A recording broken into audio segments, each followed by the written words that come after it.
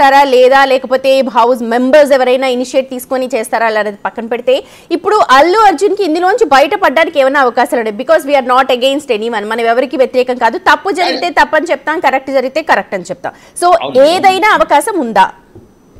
లేదు, 100 ఆయనకు ఉచ్చు బిగుచుకుంటుంది. అన్ఫార్చునేట్లీ అతను మిడిమిడి జ్ఞానంతో, అదే చెప్తున్నాను నేను, వ్యక్తులకి వ్యవస్థలకి వ్యతిరేకం కాదు, అటు సినిమా ఇండస్ట్రీకి కాదు, ఇటు అల్లు అర్జున్ ఆయన ఫ్యామిలీకి కాదు. నేను చట్టములో ఉన్న ప్రొవిజన్స్ చెప్తున్నాను. న్యాయం ఎవరి వైపు ఉంటే అటువైపు పోరాడుతున్నాము. కాబట్టి క్లియర్గా నేనేం చెప్తున్నాను అంటే, ఇప్పుడు ఇది స్ట్రాంగ్ కేసు అయింది. సరే, ఆ రోజు ముఖ్యమంత్రి గారి దగ్గర సమాచారం లేదు, పోలీసు కూడా ఇన్వెస్టిగేషన్ చేస్తుంది. మీకు మొదటే చెప్పినట్టు ఇది ఒక technically complex and complicated case. ఇతన్ని డైరెక్ట్ ఫిక్స్ చేయలేం, ఎందుకంటే ఆమెని మర్డర్ చేయడానికి రాలేదు. కానీ ఇతను రావటం తోటే తొక్కిసలాట అయింది. So he is attributable to the murder. కాబట్టి ఆ కేసు ఫైల్ చేశారు. అది ట్రయల్ కోర్టులో టైం పడుతుంది, ఒక 2 to 3 years or even fast track చేసిన టైం పడుతుంది. కానీ ఈ లోపల వీళ్ళు ఏం చేస్తున్నారు, బయట వాళ్ళకున్న అర్ధబలము అంగబలము, తర్వాత ఈ పొలిటికల్ అదరు నేషనల్ పార్టీస్, తర్వాత ఇక్కడ ఉన్న లీడర్ ఆఫ్ అపోజిషన్ ని వీళ్ళు తీసుకొని ప్రభుత్వానికి కూడా దోసి ఈ కేసు ఉండదు కదా అనేది వీళ్ళ ఆలోచనకు వచ్చారు. ఇప్పుడు they are firm opinion that we will dislodge this government, we will topple this Revanth Reddy Sarkar, and so that these cases will not be there on Allu Arjun, and also that ఈ ఫార్ములాలు ఉన్న case ఇంకా వేరే కేసులలో రేపు వచ్చే కేసుల నుంచి మేము బయటపడతాము. మన గవర్నమెంట్ వస్తే మనకి కేసులు ఉండవు కాబట్టి ఈ లెక్కనే ఈ ప్రాసెస్ ఎగ్జాక్ట్లీ కరెక్ట్. అయితే ఇప్పటిదాకా ఎవరు డేర్ చేయలేదు. ఇప్పుడు ఈ పర్సన్ డబ్బులు ఉన్నాయి, గత 3 సంవత్సరాల నుంచి నేను ముఖ్యమంత్రిని మార్చేసినాను, ఇందాక మీరు చెప్పినట్టు ఆ సినిమాలో సన్నివేశాన్ని ఇతను రియల్ గా ఇంప్లిమెంట్ చేస్తున్నాడు.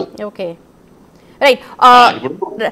శ్రీనివాస్ రెడ్డి గారు, ఇప్పుడు మొత్తం ఒక 50 ప్రశ్నలు కావచ్చు, 100 ప్రశ్నలు కావచ్చు, చిక్కడపల్లి పోలీస్ స్టేషన్లో అయితే గత గంటన్నర నుంచి కూడా అడుగుతూ ఉన్నారు, క్వశ్చన్స్ అని ప్లేస్ చేస్తూ ఉన్నారు. సో రెగ్యులర్ ప్రొసీజర్ ఎలా ఉంటుంది? ఆఫ్టర్ క్వశ్చనింగ్ వదిలేస్తారా, లేకపోతే సీన్ రీకన్స్ట్రక్ట్ చేస్తారా, లేకపోతే ఏం జరుగుతుంది?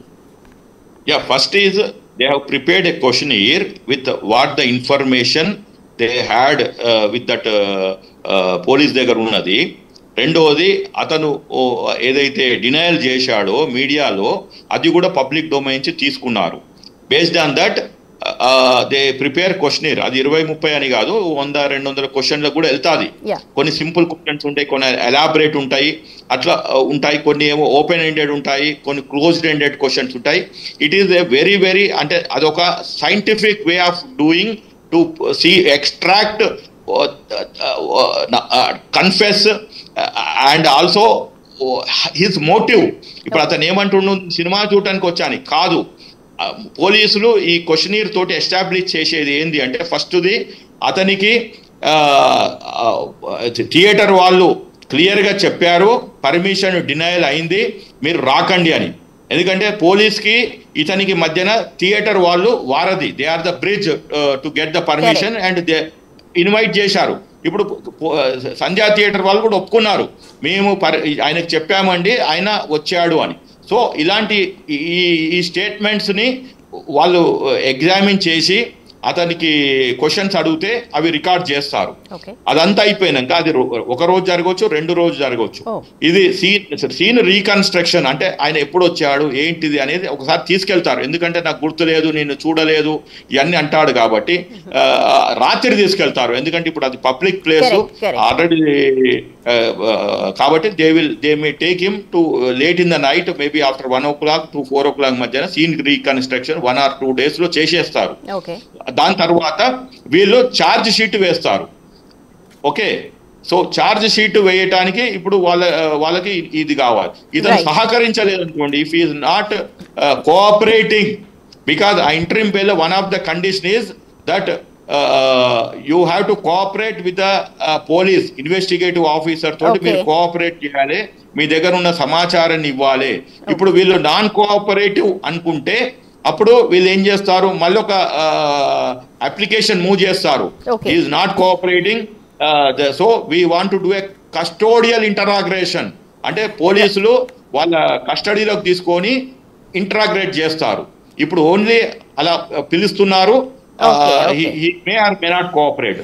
కస్టోడియల్ ఇంట్రాక్షన్ అంటే పోలీసులకు కొన్ని అంటే పవర్స్ ఉంటాయి. ఓకే, రైట్ అండి. శ్రీనివాస్ రెడ్డి గారు, థ్యాంక్ యూ సో మచ్ మాతో మాట్లాడినందుకు. అది శ్రీనివాస్ రెడ్డి గారు పిటిషనర్ మాట్లాడిన విషయాలు.